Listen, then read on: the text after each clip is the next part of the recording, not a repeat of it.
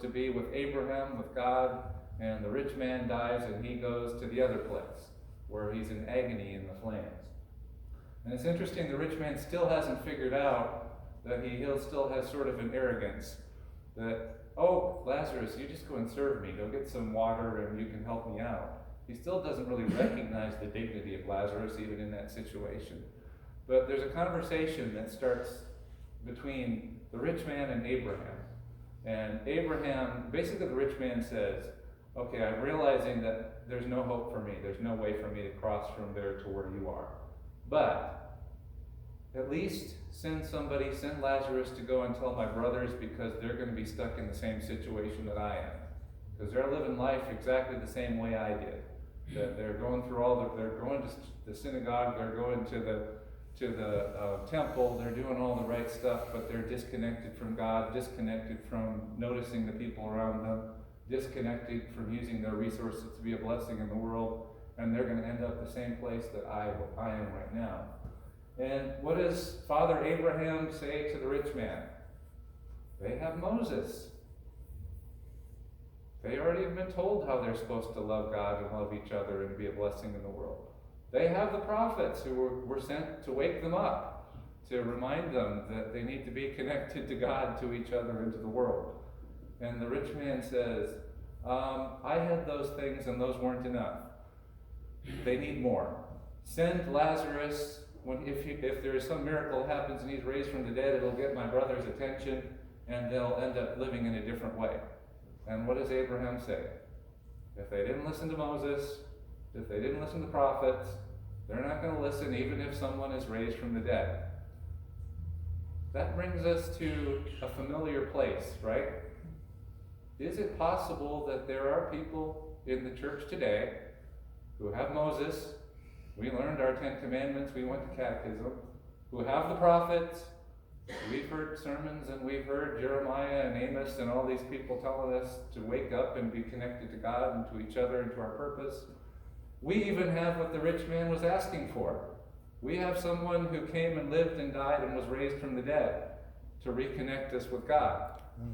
And is it possible that we possibly might still have lost that connection when we have all of those things? That we come to church and, you know what, I don't feel connected to God. I don't notice the person next to me, and I'm not really being much of a blessing in the world. And we have Moses, and we have the prophets, and we have the one who came to live and die and be raised from the dead. Maybe it's not so surprising that this rich man and his brothers were having issues, because we look at our own lives, and we have maybe some of those same issues. So that goes back to our mission statement. Our mission statement is not just believe upward, believe inward, and believe outward. Our mission statement is to connect upward. To say, I need to be listening to God, I need to be paying attention to God, not just believing that God exists. I need to actually be noticing and interacting with the people in the Christian community, and not just sitting next to them in church on Sunday. I need to be using the resources I have, not to be comfortable for myself, but to be a blessing to the world. And if we look and there's a disconnect in any of those areas, it's not a time to go home ashamed and feel like God can never love you. But if it's a disconnect, it's time to go home and say, God, I have Moses, I have the prophets, I have the resurrected Jesus, and I'm still disconnected. The thing is that Jesus gives us one more thing that is even beyond what this rich man asks for. And I want to focus, as we focus on our theme of living more than just an okay Christian life. An okay Christian life where we can go to church and we can believe the right things and still be disconnected from God, each other, and our purpose in the world. But God gives us a gift that He tells people, He tells His disciples, the ones who know Moses, they've heard the prophets, they've spent time with Jesus, that you're not ready to live the life that I'm calling you to live yet. So wait until you've been clothed with power from on high, when the Holy Spirit comes upon you. That's the connection point. That's where we go from more than just believing the right things and sitting next to each other in the pew and just sort of living life for ourselves. But that's where the Holy Spirit does what? The Holy Spirit takes the law of Moses that was written on stone tablets and puts it where? In our hearts. The Holy Spirit instead of being some voices on the outside telling us what God is saying, the Holy Spirit speaks to us so we can start hearing God's voice for ourselves. And the Holy Spirit is the one who brings the same Spirit that raised Jesus from the dead lives in us. So what I'm inviting us to do as we move into the fall is to realize that even we who come to church can end up getting caught up in just sort of living for our own comforts to the point that we are disconnected from God. We're disconnected from each other, and we're disconnected from our purpose in the world. And to not use that as a reason to be shameful and feel like God will never love us again, but to say, you know what, there's something missing. By my own effort, I can't do this. I need to have the Holy Spirit come in me and fill me with God's love so that I'm reconnected with God. And give me God's heart so that I'm reconnected with each other. And give me God's gifts so that I can be the blessing of the world that I'm called to be. So we're going to be talking more about that connection. So I don't want to just preside over a church where a whole bunch of people, I have the prophets, I have Moses, I know that some guy was raised from the dead, but I'm completely disconnected. That's not okay. It's not okay to stay on this side. It's time for the Holy Spirit to come and fill us. So what I want to do is make sure that we create space. Create space to experience the love of God, not just talk about it. Create space so that people don't come to church.